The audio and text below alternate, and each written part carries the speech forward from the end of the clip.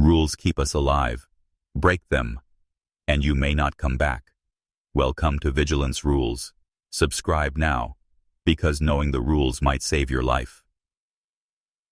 I was walking home after my shift at Miller's Grocery when I saw a moving truck parked in front of the old Henderson place on Pine Street.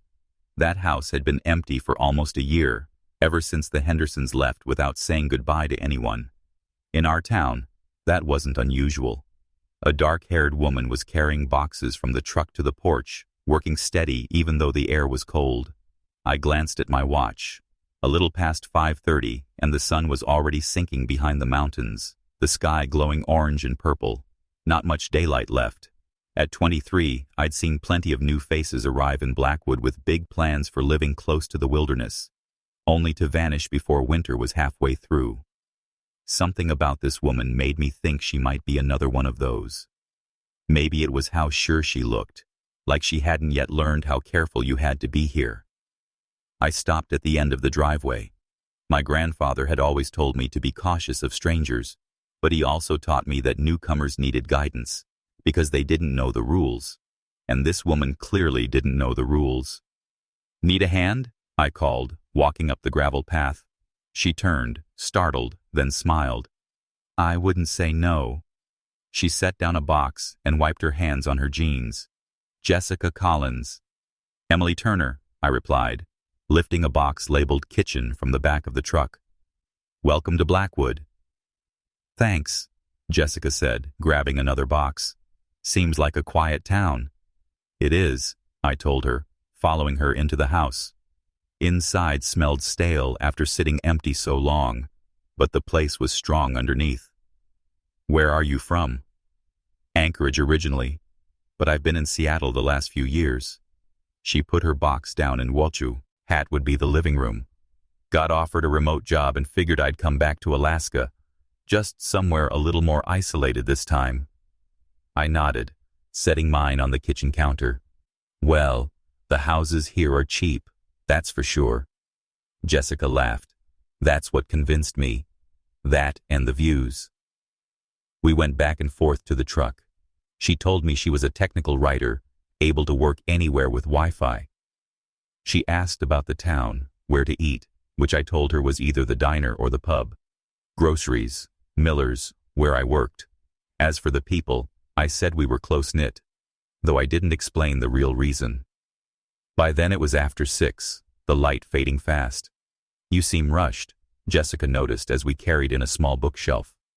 "Not really." I tried to sound calm. "It's just getting dark." She lifted a brow as we set the shelf down. I hesitated. This was always the hard part with newcomers. It's not safe outside after dark, especially not alone. Jessica laughed, which was exactly what I expected. "Bears, wolves, stuff like that," I added, careful not to say more. No one ever believed the real story anyway. "There's a rule here. Everyone inside by 7. Doors locked. Windows shut." "A curfew?" she asked, amused. "Didn't know I was moving somewhere with that." "Not official," I told her. "Just something we all follow." I grabbed another box. The sun was dipping lower, the air colder by the minute. "You'll want to finish quick." Jessica shook her head, still smiling. "I'm not scared of the Alaska wild. I grew up here." "Anchorage isn't Blackwood," I said carefully. "Here, it's different." "Different how?" Her look said she thought I was just another local with silly beliefs. "The wildlife acts different here," I explained, which was true. "That's why we keep the 7 o'clock rule. It's kept people alive." Jessica gave me that indulgent smile. "I ate it, but I've got bear spray. I'll be fine. Still have a dozen boxes left, and I need my bed tonight." I checked my watch again. 6:30. My house was a 15-minute walk. "I could come back first thing tomorrow to help," I offered. "I don't start work until noon." "That's kind, but I'll manage," she said, brushing me off. She might have grown up in Alaska, but she hadn't grown up in Blackwood, and that mattered more than anything. I carried in a few more boxes, feeling more uneasy as the shadows lengthened. That familiar pressure in the air came with nightfall, heavy and watchful. Really, you should get the important stuff inside and leave the rest. I tried one last time. Jessica chuckled. You make it sound like the boogeyman's coming. If only she knew how close she was. Small towns make rules for reasons, I reminded her, even if they sound silly. Maybe so, she said lightly, but I'm not stopping because of superstition. I looked at my watch. 6:45. The sun was almost gone, just a faint glow left. Jessica kept hauling boxes, not noticing the danger creeping closer. I stood there on her porch, torn. I could stay, break my grandfather's most important rule, and try to protect her. Or I could leave and keep myself safe. The clock ticked towards 7, and Jessica wasn't slowing down. I shut my own front door at 2 minutes past 7, heart pounding as I leaned against it. My grandfather's words echoed in my head. Everyone inside by 7. Doors locked, windows shut. I'd barely made it home in time. The 15-minute walk from Jessica's place had taken me 12 tonight. I'd jogged most of it, chased by the feeling of the dark pressing in. Relief hit me, but it didn't last. Jessica was still out there, still carrying her boxes, still completely unaware. I turned on every light in my small house, a habit drilled into me since childhood. Darkness was an invitation here, even inside. I checked each window, locked them tight, drew the curtains. Then I started pacing. My living room wasn't big, just a worn couch, a coffee table, and my grush, and Mother's rocking chair. I circled them again and again, checking my phone every few minutes. Nothing. No calls, no texts. The silence knotted in my stomach. At 7:15, I couldn't take it anymore. I dialed Jessica's number, the one she'd given me earlier when I helped with the first boxes. The phone rang and rang. No answer. No voicemail either. Come on, Jessica, I whispered, trying again. Still nothing. I dropped onto the couch, phone tight in my grip. Maybe she was fine. Maybe she'd finished, gone inside, shut her phone off to sleep after the long day. Maybe she'd listened to me after all. But I knew better. I'd seen her face when I warned her, heard the laugh in her voice when I mentioned the rule. Jessica didn't believe, and people who didn't believe, they disappeared. I stood and walked into the kitchen. On the counter sat a big container of rock salt, heavy grains instead of table salt. Next to it sat a heavy flashlight, the kind with a beam strong enough to slice through the darkest night. My grandfather's voice echoed in my head as if he were standing right beside me. Never go out after dark, Emily. Not for anyone. Not for anything. Robert Turner had raised me on rules that kept people alive in Blackwood. Rules I had never once broken, until now. I grabbed the salt and the flashlight, shoving them into a small backpack along with spare batteries. Then I pulled on my thickest coat and my strongest boots. If I was going to break the most important rule, I had to be ready. My hand paused on the door handle. The weight of what I was about to do pressed down hard, but leaving Jessica out there alone felt worse. I opened the door, and the night air hit me like a warning. Blackwood looked like a normal mountain town during the day, but once the sun went down, it was something else. The gaps between streetlights seemed darker than they should be, and the silence felt too sharp, as if the whole town was holding its breath. I stepped onto my porch and locked the door behind me. Every house on my street was closed tight, curtains drawn, lights glowing from inside. No one would see me break the rule. No one would come if I needed help. The walk to Pine Street usually took 15 minutes, but I hurried, sticking close to the glow of street lamps. The dark spaces between them felt like stepping through cold water. Whispers drifted from the shadows between houses. Not words, but sounds close enough to speech to raise every hair on my neck. I kept my flashlight beam steady on the ground in front of me. Shining it deeper into the dark only drew attention. When I turned onto Pine Street, the road looked empty. Jessica's moving truck was still in the driveway. But I knew something was wrong at once. The truck's back door hung wide open. Boxes lay scattered across the porch and front yard, like they had been dropped in a rush, and the front door of the house was standing open. "Jessica?" I called, but my voice sounded small in the heavy night. Nothing answered. My fingers tightened on the flashlight as I climbed the steps. Setting my backpack down, I pulled out the salt and poured a thick line across the threshold. Salt kept things out. Sometimes it kept them in. Tonight, I didn't know which I would need. "Jessica." I tried again, stepping over the line. "It's Emily. Are you okay?" Inside, only a single lamp glowed in the living room, casting tall shadows over half-open boxes. I moved carefully, salt ready in one hand, light in the other. In the kitchen, I saw Jessica's purse still on the counter, her keys lying next to it. She hadn't gone anywhere on her own. My chest grew tight as I checked each room. The bedroom held nothing but a bare mattress. The bathroom was empty. At the back of the house, the rear door stood open, letting in a flow of cold night air. I poured another salt line across the threshold before stepping outside. My flashlight swept across the small yard, but beyond the grass, the trees rose like a black wall.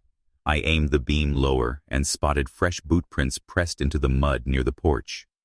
Jessica's. The tracks led away from the house toward the tree line, but halfway there, they vanished into a patch of flattened grass, pressed down in a shape too wide and twisted for a simple fall. I stopped at the edge of my salt line, listening hard. For a moment, only the breeze stirred the leaves. Then I heard it, movement beyond the glow of my light. Something large was pushing through the underbrush. It could have been Jessica, lost in the dark, or it could have been something else. The forest rule was as old as the town itself. Never step into the woods after sunset, and even in daylight, never alone. The forest belonged to them at night. Everyone in Blackwood knew that. I stood frozen, listening as the sound grew softer, further away. Jessica was somewhere in that darkness, maybe moving deeper into the trees, and I had to decide whether to follow. I dragged myself home after midnight, my boots caked with mud, my chest heavy with fear. The images wouldn't leave me. The open doors, the scattered boxes, the footprints vanishing near the trees. I locked my door and checked every window twice. Sleep was impossible. I'd grown up with stories of what lived out there, but this was the first time I had faced the reality so close. People who vanished here usually broke the rules willingly, or they were newcomers who hadn't been warned. Jessica had been warned. She just hadn't believed. At 12:15, ICS, called the state police. I tried to explain, but a storm was sweeping through the mountain passes, and they couldn't send anyone until morning. A missing woman wasn't enough to move them faster. Earliest dispatch, 8 a.m. Next, I called Blackwood's own police force, just 3 officers in total. Tonight, Officer Daniel Kim was on duty. I'd known him since high school. He'd grown up here too, which meant I didn't have to explain the rules. He already understood. After I told him everything, he said, "I'll meet you at her place at first light. Don't go back there alone, Emily, not even in the morning." "I won't," I promised, though the thought of returning right then gnawed at me. I spent the rest of the night at my laptop, digging through reports of disappearances in the forest. The pattern was clear to anyone from here, but seeing the records lined up still made my stomach turn. Some victims had been found, usually dead from exposure or animals, according to the reports, but others had simply vanished without a trace. By dawn, the sky shifted from gray to pale blue. I sat at my kitchen window, waiting for enough light to step outside. At 6:30, as the sun finally cleared the mountains, I grabbed my backpack, still packed with salt and flashlight, and headed for Pine Street. Daniel was already there, his cruiser parked behind Jessica's truck. He stood on the porch, notebook in hand, his uniform neat despite the early hour. His face looked tired, but his eyes were sharp. "Any sign of her?" I asked, already fearing the answer. He shook his head slowly. "House is clear. The back door was still wide open, just like I'd seen last night. I need to file a missing person report, I told Daniel. We'll do that, he said. But first, tell me everything. So I walked him through it all, meeting Jessica while she was unloading her truck, warning her about the 7 o'clock rule, hurrying home before dark, then coming back after 7 when she didn't answer her phone. And you saw footprints? Daniel asked, his pen hovering above his notebook. Yes, a single set. Looked like her boots. He nodded as he wrote. And signs of a struggle? The grass was pressed down in a strange way, not like someone tripped. Daniel's expression stayed flat, but I could see the weight behind his eyes. And she was alone when you left her?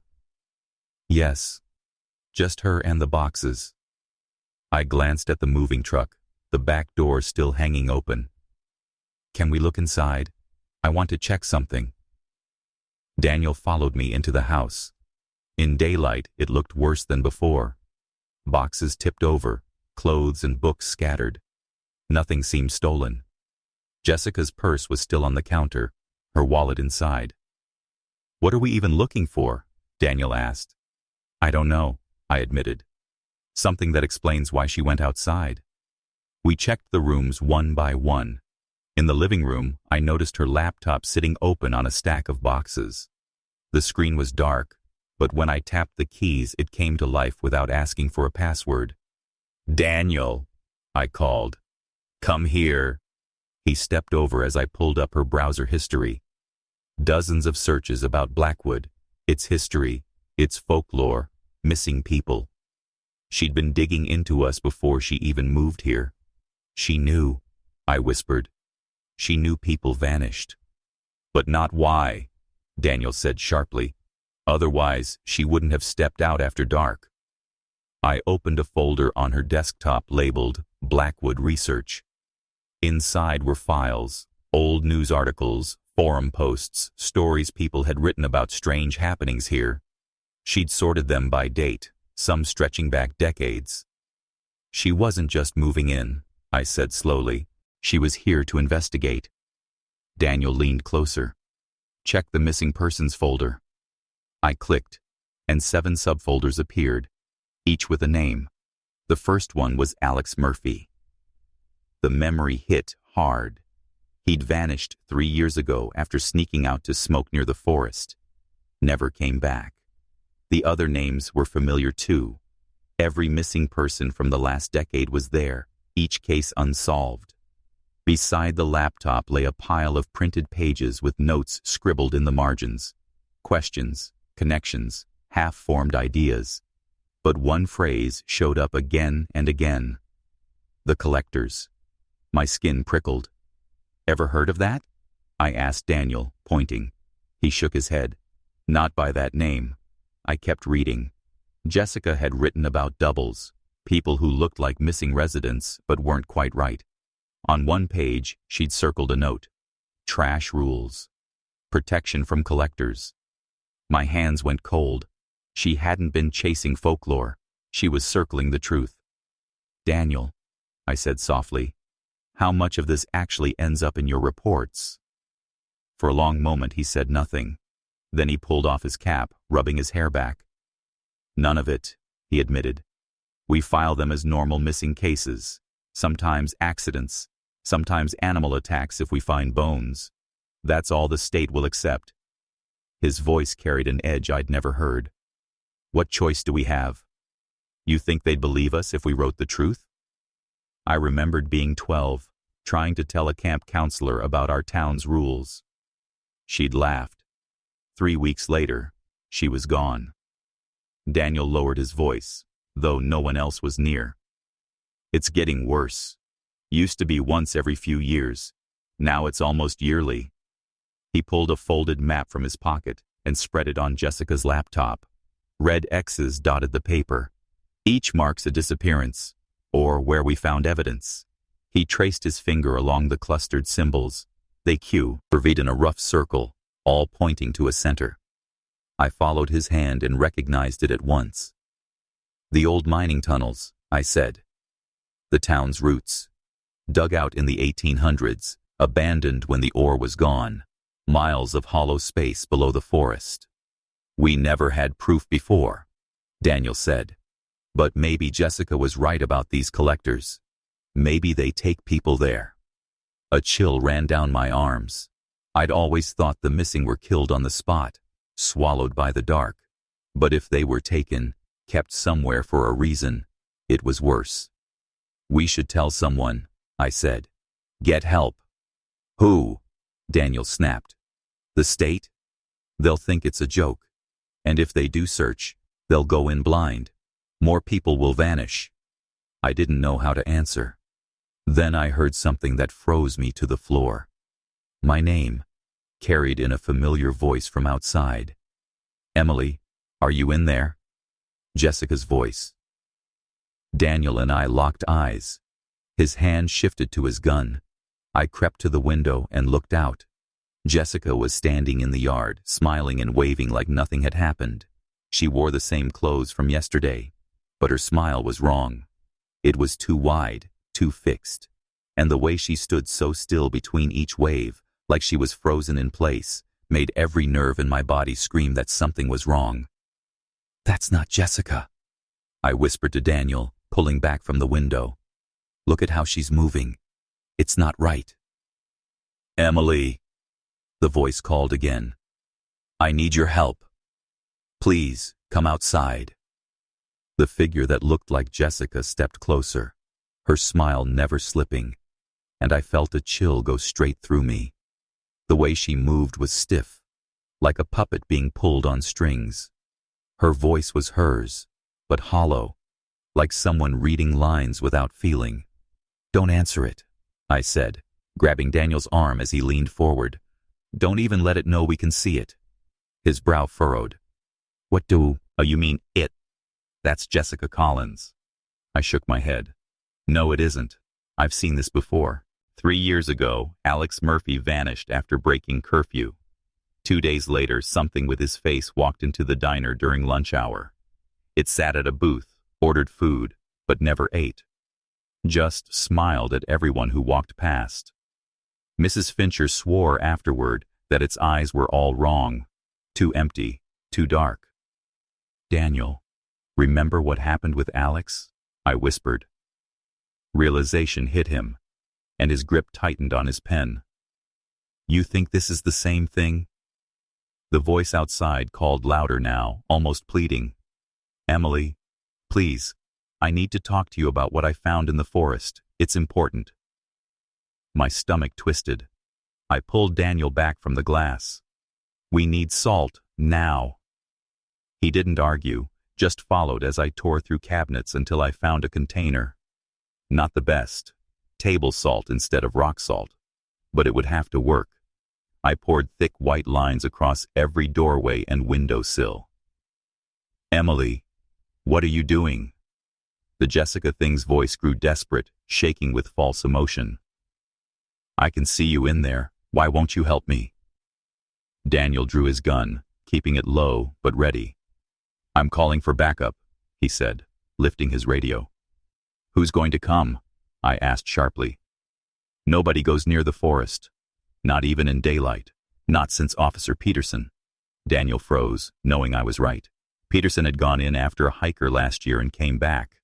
Wrong. Sick leave 2 days later, then gone completely.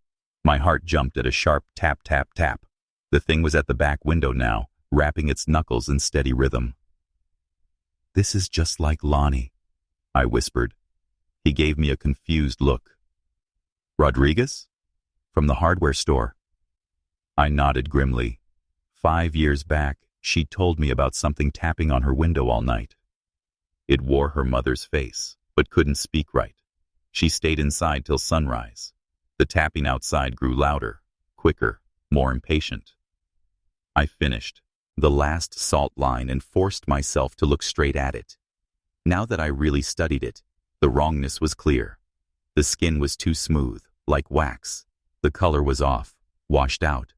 But the eyes were the worst. From far away, they seemed normal. Up close, they were pure black, endless pits that reflected nothing. Emily, please, it begged, the mouth moving just out of sync with the words. I'm scared. I found something in the forest. I need your help. Daniel raised his radio, speaking into it. This is Officer Kim. I need assistance at the Henderson house on Pine Street.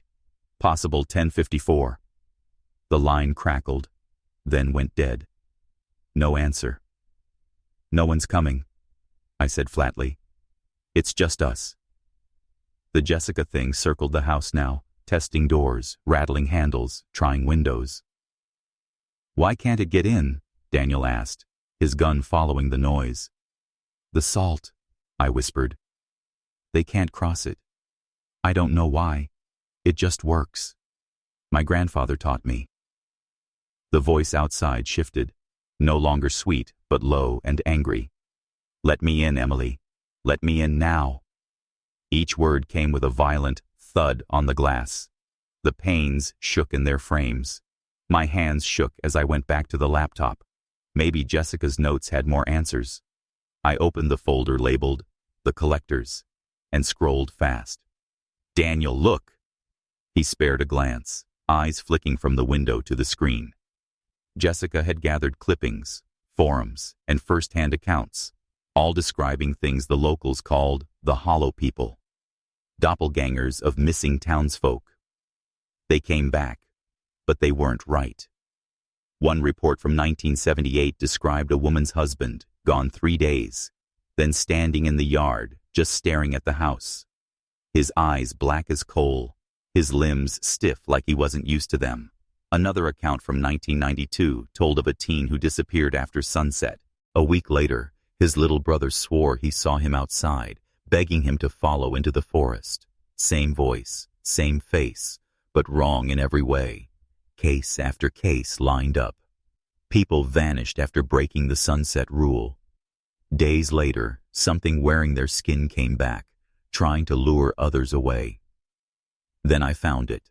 Jessica's map. A detailed drawing of the mining tunnels beneath the eastern forest. She had marked the spots where people vanished, every single X clustering around the old mine entrance.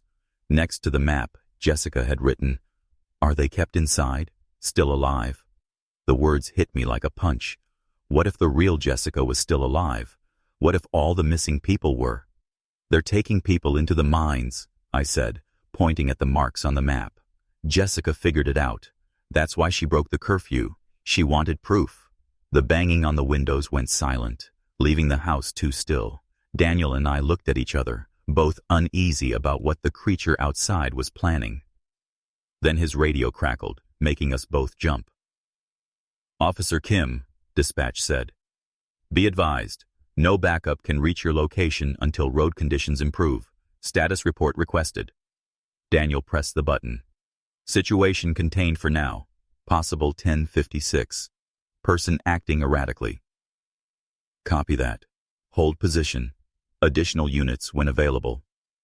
I turned back to the laptop. In a folder labeled Transformations. Jessica had written more notes about the creatures. They weren't perfect copies, she said. They looked right at a glance, but were always missing tiny details. Over time, they seemed to get better, like they were learning how to act human. But the worst part was her theory. The real people might still be alive, held somewhere while these things wore their faces. A sudden crash from the kitchen made us both whip around. The Jessica thing had hurled a garden rock straight through the glass. Shards littered the floor, but it still couldn't enter. The salt line on the sill held strong. We can't stay here, I said quickly. It's getting bolder, and we don't know if there are more out there. Daniel's jaw tightened. What's the plan? Wait it out? My eyes went back to Jessica's maps, her notes, all her careful work. Every minute we wait, Jessica could be gone forever. If she's in those tunnels, we need to move now. Emily, listen to yourself, Daniel said, voice sharp. You want us to walk into the forest, to the tunnels, with these things roaming around? I glanced outside. The Jessica thing stood still as stone, its black eyes watching the house. We don't have a choice, I said. It's not leaving, and there could be more. You know where they come from. We need to see it ourselves. He looked at me like I'd asked him to jump into fire. "So your plan is to walk straight into their nest?" he asked. I spun the laptop toward him. "Look at the map. Every disappearance clusters around the mine entrance. That can't be random." Daniel rubbed his face, torn between rules and the truth we couldn't ignore. "If we wait for outside help, more people will vanish," I said. "And I don't want that thing following me home." He stared at the map, then sighed. "Fine, but we do it smart. Supplies first." Relief washed through me. "Salt, lots of it." Daniel checked his weapon. "And I'll grab more ammo. We need better flashlights, too." I was already digging through Jessica's cabinets. "I'll take what I can find here. Meet back in 20 minutes. "Make it 15, he said, slipping out the door, gun drawn. I tore through the kitchen, bagging salt into plastic, then searched her bedroom. I found a heavy-duty flashlight in her emergency kit with extra batteries. Out the window, I watched the creature circling, trying doors and windows with sharp, jerky movements, like it was losing patience. Daniel returned in under 20 minutes, carrying a duffel. "It followed me part way to the station before turning back," he said. "I think it's tied to this place." He unzipped the bag. Ammo, police flashlights, first aid kit, walkie-talkies, and 3 large tubs of rock salt. "Found these at the station. Your grandfather convinced the council years ago to stockpile them." I swallowed hard, grateful for my grandfather's stubbornness. "How do we get past it?" I asked. Daniel glanced out back. "It's at the front door now. We slip out the back, lay salt if it follows." We packed everything into backpacks. Daniel handed me a walkie. "Keep this on, if we split up." "We won't," I cut in, forcing confidence I didn't feel. We opened the back door, laying a salt trail behind us. The thing must have sensed it because it shrieked, not human, not animal, and rushed around the house, but the salt kept it several feet back as we hurried to Daniel's cruiser. "Don't look," I warned, climbing in. I caught a glimpse anyway. The Jessica thing stood in the street, black eyes and that frozen smile aimed at us. Daniel floored the gas, speeding away. In the mirror, I watched it grow smaller, still unmoving, watching. "It knows," I whispered. "Maybe," Daniel said, "but we'll beat it there." We drove east toward the old logging road that led to the abandoned mines. Few ever used that route since the town blocked it with concrete in the 1950s. But Daniel knew a hidden Forest Service road that would get us within a mile of the main shaft. My stomach twisted. I'd never gone this deep into the eastern forest, not even by day. All my life, I'd obeyed the rule. Never go alone, never after dark. The trees here leaned heavy over the road, shadows thick even under the midday sun. "You good?" Daniel asked. "Just breaking a lifetime habit," I muttered. He gave a short nod. "Haven't been out here since the Russell boy." I remembered. 12 years old, vanished on a dare. No tracks, no body. Daniel parked where the dirt road ended at a faded sign. Forest Service personnel only. From here, it was a 15-minute hike. We checked supplies again, flashlights ready, salt secure. The air felt wrong. Too still, too sharp, like damp earth mixed with something metallic. "There," Daniel pointed. The entrance loomed ahead, a concrete frame built over the original wooden shaft. The heavy steel door that should have sealed it gaped open, lock long gone. Fresh footprints marked the dirt, scattered in every direction. "Someone's been using this," Daniel murmured, kneeling to study them. "Not someone," I whispered. "Something." We clicked on our lights and stepped inside. The air dropped colder at once, damp and stale. The floor still held rusted rail tracks, the wood beams sagging with age. In places, the ceiling had caved, forcing us to climb over rubble. Rocks shifted underfoot, echoing in the silence. Time dragged, though only 12 minutes passed before the tunnel opened wider. Drag marks gouged the dirt floor, long and deep, like something heavy had been pulled along. Daniel, I whispered, pointing. He crouched low, running his fingers along the grooves. Recent, days old. My skin crawled. Jessica had been dragged here. We followed the signs deeper until the main tunnel opened into a wide chamber, once used for loading carts. Rusted machines lay scattered in the dark. 3 tunnels split off from here. Which one? Daniel asked. I was about to answer when I froze. A voice, faint but clear. Help! Somebody help me! Jessica's voice. Daniel's eyes flicked to mine. We both knew it could be a trick. We move carefully, he said, drawing his gun. The left tunnel narrowed, forcing single file. The drag marks were deeper here.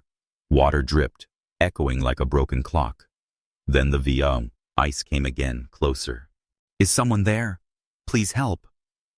We stepped into another chamber, larger than the last, our flashlights failing to touch the far walls. The beam caught something that stopped my breath. 5 people sat slumped against the wall, pale but breathing. Jessica was among them, still in the clothes from yesterday. Beside her, Alex Murphy, missing 3 years. My throat tightened. The others I knew too. The librarian, gone for years. A teenage boy from 2 summers ago. The gas station clerk, all alive but limp. Their skin sickly pale, bodies frail but not wasted. Jessica! Daniel rushed forward, kneeling beside her. Can you hear me? I stepped to follow, but froze. Something moved in the black beyond our light, shifting silently, just out of reach. Daniel, I hissed. We're not alone. I slid off my backpack and pulled out the salt containers, my hands trembling as I worked. I poured a thick white line in a circle around Daniel and the 5 captives, forcing myself to move faster even though my hands shook. They won't wake up, Daniel muttered, pressing his fingers to Jessica's wrist. But they're alive, all of them. I was almost done when the shadows around us thickened, as if the dark itself leaned closer. A soft dragging sound brushed across the stone, followed by faint whispers that crawled under my skin. Hurry, Daniel urged, his gun raised toward the black edges of the chamber. I sealed the last bit of the salt circle just as the first one stepped into the light. My chest froze. It wore Alex Murphy's face, but too perfect, too smooth, like a wax mask. Another followed with the librarian's features, and then one shaped like the gas station clerk.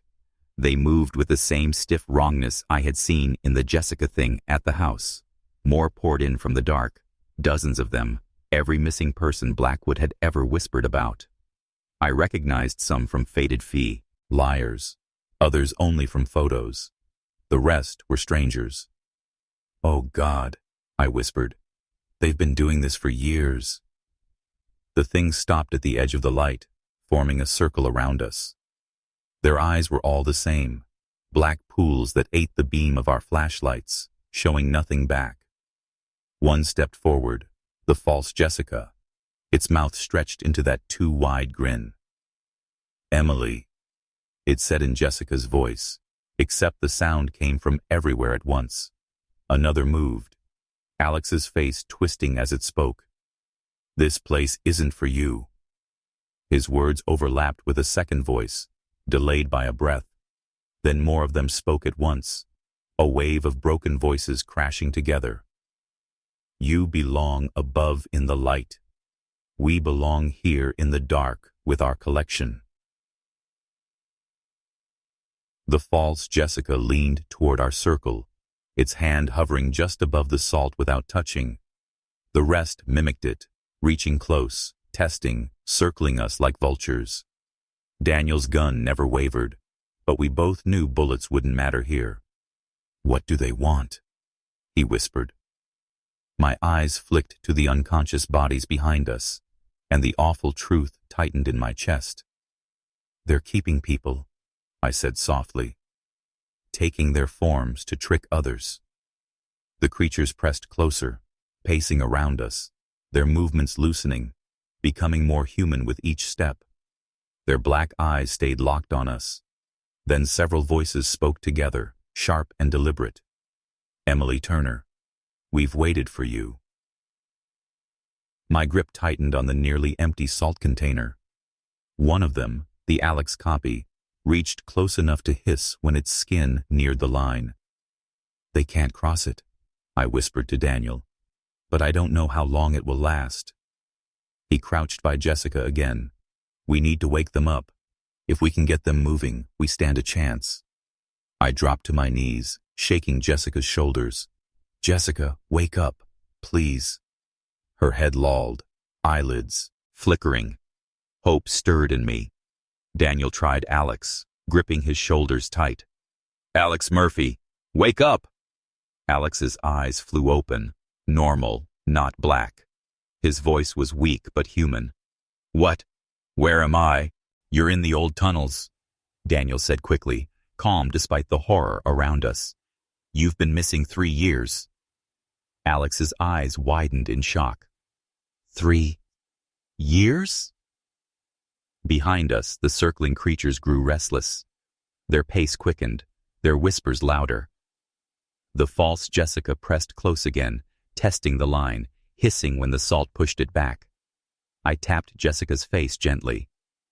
"It's me, Emily. You were right about the mines. We found you." Her lashes lifted, her eyes dazed but alive. "Emily?" "Yes," I breathed. "You're safe. For now." Her gaze fell on her copy, and she gasped. "That's me. Just a bad copy," I promised. The boy stirred awake next, his face pale but breathing. The older woman and the gas station clerk, though, wouldn't move, no matter how hard we tried. That left 3 awake, too weak to walk without help. The creatures circling grew faster, sharper, their bodies loosening, learning. The salt line shimmered thin in spots, grains scattering on the rough stone. "Daniel," I whispered, pointing to a weak stretch. "It's breaking." He grabbed his container, empty. I shook mine. Just a few grains left. "We need more," he muttered, scanning with his flashlight. The beam hit an old mining cart in the corner. Inside, pale chunks gleamed. "Is that?" I started. "Rock salt," Daniel breathed, hope cutting through the dread. "The miners used it for ice." The cart sat 20 feet away, near the chamber's entrance. If we reached it, we could strengthen the circle and maybe carve a path to the surface. "We need a plan," I said. "The line won't hold forever." Daniel's jaw flexed. "I'll run for it." "They'll take you down before you're halfway," I shot back. "But if we extend the circle," I showed him my few remaining grains. A thin path, enough to reach the cart. The creatures reacted to our whispers, circling faster, voices rising in broken echoes. "The falls." Jessica leaned close, her black eyes fixed only on me. Alex whispered hoarsely, "Don't leave us." "We'll be back," Daniel promised. I crouched and poured carefully, stretching the last of the salt into a fragile line leading outward. The creatures gathered on that side, following every motion, waiting for a break. "Ready?" I asked. Daniel gave one sharp nod. "Go." Step by step, I poured, walking backward, Daniel behind me, gun steady. The creatures hissed, flinching from the line, but never stopped following. Halfway to the cart, my container ran dry. I scattered the last grains, but the path stopped 3 feet short. "I'm out," I breathed. Daniel shoved his gun into my hands and yanked off his uniform shirt, leaving only his undershirt. He twisted the fabric into a rope and tossed one end into the cart. "Drag some onto it," he ordered. I hooked the shirt and pulled, scraping white chunks over until crystals spilled onto the gap, closing the path. "It worked," I whispered, grinning despite the fear. I shoved the gun back at him. Together, we reached the cart, the rock salt piled high like treasure. "You get the others," Daniel said, scooping fistfuls. "I'll hold them back." I grabbed as much as I could and ran the line thick back toward our circle. The creatures' whispers rose into frantic voices as they realized They pressed against the salt, hissing, clawing, but the barrier held. When I reached the circle, I poured heavy lines to strengthen it, walling the captives in safety. "Can you walk?" I asked urgently. Jessica nodded, still pale but determined. "If someone helps me." The boy gave a weak nod. The others lay motionless. "What about them?" I asked. Alex looked down at the unconscious woman and man, sorrow in his eyes. "They haven't stirred since I woke." I looked back at Daniel, who was carefully spreading thick lines of salt across the tunnels, closing off each path. The creatures hissed and backed away from the barriers, forced deeper into the mine. "Daniel, we have to carry 2 of them!" I shouted. He ran back toward us, his pockets stuffed with rocks, his hands white with salt. "3 main tunnels sealed," he said quickly. "They're stuck deeper for now." Together we lifted Jessica, Alex, and the boy to their feet. They shook and swayed, but stayed upright. Daniel swung the unconscious woman over his shoulders in a fireman's carry, while I hoisted the gas station attendant in a clumsy grip that barely worked but held. "Stay on the salt line," I ordered. "Don't step off it, not even once." We moved slowly along the main tunnel toward the surface. Behind us came new sounds, no longer the soft whispers, but sharp shrieks that screamed through the stone walls. The noise followed us, echoing louder, like the creatures realized we were stealing back what they thought belonged to them. "Faster," Daniel urged, shifting the weight of the woman across his shoulders. "That line won't hold long." We shuffled as fast as the rescued could manage. Jessica stumbled often, but Alex kept her steady, surprising me with the strength he still had after 3 lost years. The upward slope of the tunnel made each step harder. My arms burned, my grip slipping, but I pushed through the ache. Then, finally, a pale glow appeared ahead, the promise of daylight. "Almost there," I gasped, urging them on. A shriek echoed closer than ever, so close the stone vibrated under my boots. I turned back and saw movement, shadows in the dark, growing fast. "They're coming!" I cried. "Daniel, more salt!"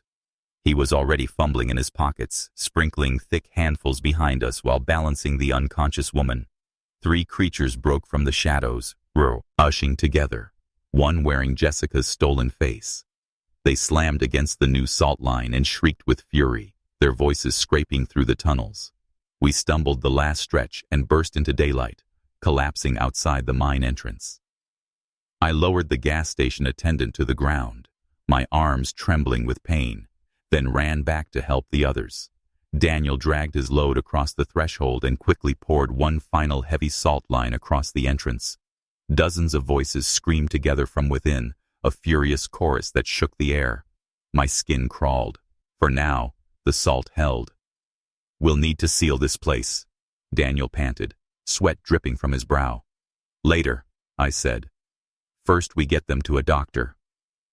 The trip back to town was slow and grueling. We built a makeshift stretcher from branches and jackets to carry the attendant, while Daniel continued to carry the woman. The rest walked in silence, pausing often to rest. At last, we reached Daniel's cruiser. We loaded the survivors with care and drove to the clinic where Dr. Martinez took them in immediately. When Daniel told him they had been trapped in Blackwood's mine, the doctor only nodded. He didn't ask questions. The less spoken, the safer it felt. Daniel went to call state authorities, pushing for the mine to be sealed, while I stayed with the rescued. Their bodies were weak, skin pale and dry from thirst, but they would recover. Their minds, no one could yet say. Alex kept staring at his hands like they weren't his own.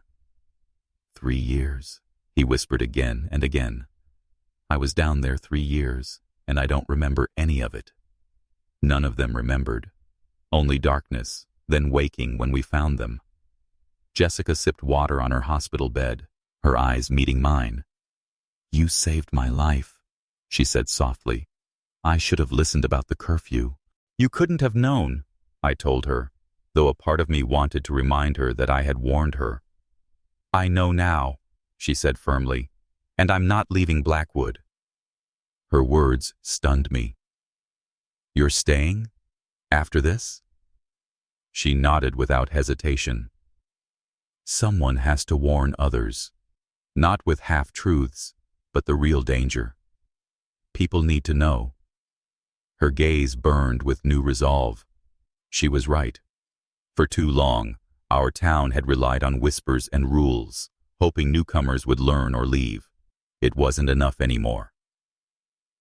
Later that evening, Alex asked me to sit with him. His face was drawn in the harsh light, but his eyes were steady.